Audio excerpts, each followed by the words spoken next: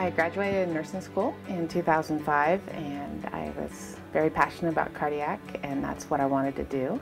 So I started on a telemetry unit at Fairfield and part of my job requirement was I had to have a physical and part of that included a TB test. And for the first time in many years, the TB test came back positive. Then they said, you're perfectly fine, no TB, but there's something wrong with your artery. And I went, artery? They said, your pulmonary artery is extremely huge. So we should follow up on this immediately. He did all the testing and found that I had pulmonary hypertension. And it was primary. I had no other causes for why I had it, which made it extremely rare, like 1 to 2 in a million.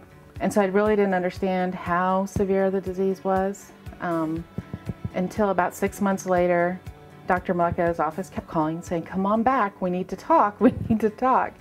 So I did go back and he said, I really need you to follow up. I need you to go to Ohio State. They have a PH clinic there and I really believe they can help you and treat this for you. I was first diagnosed when I was just 33. And life expectancy for pulmonary hypertension without treatment is only 3 years. So for me, at the time, my son, he was 9, going on 10, how terrifying that was, because I want to see him through college. I want to play with my grandchildren. When most people think of heart disease or cardiovascular disease, they think of heart attacks. But the sad truth is it's more than just that. 1 in 2 of us will develop some form of cardiovascular disease in our lifetime. And it doesn't have to be heart attacks or strokes. It could be something as simple as hypertension or high blood pressure, cholesterol, mitral valve prolapse, or it can be quite disabling as pulmonary hypertension. And there's varying degrees to all of it. Within 6 months, I declined dramatically. I wasn't able to walk that far. I was on oxygen. I was very sick.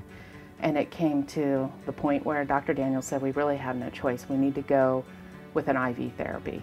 There were 2 different drugs out there, Remodulin and Flolan, that would be pumped continuously right to your heart. And I said, okay.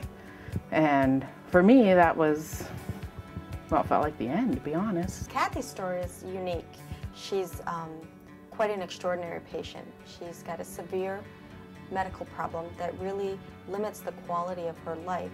And she's actually taken over that and made the quality of her life good for what it is. If you take Kathy's case, inside she may have severe pulmonary hypertension, but on the outside when you look at her, you may not even notice that till she starts maybe walking or talking too much or getting too excited. She's able to live her life and able to work based on the miracle of having a pump that's not visible to anybody. She's one of a few in the world that actually was on that high of a dose of medications and actually successfully delivered a child and made it through herself. So it's a miracle, not only for her to have a baby, but for her to have survived the whole postpartum period.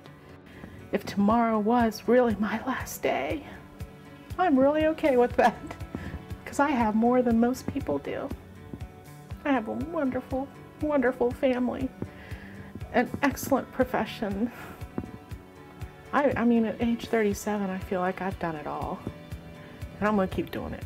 I'm going to keep doing it for as long as I can.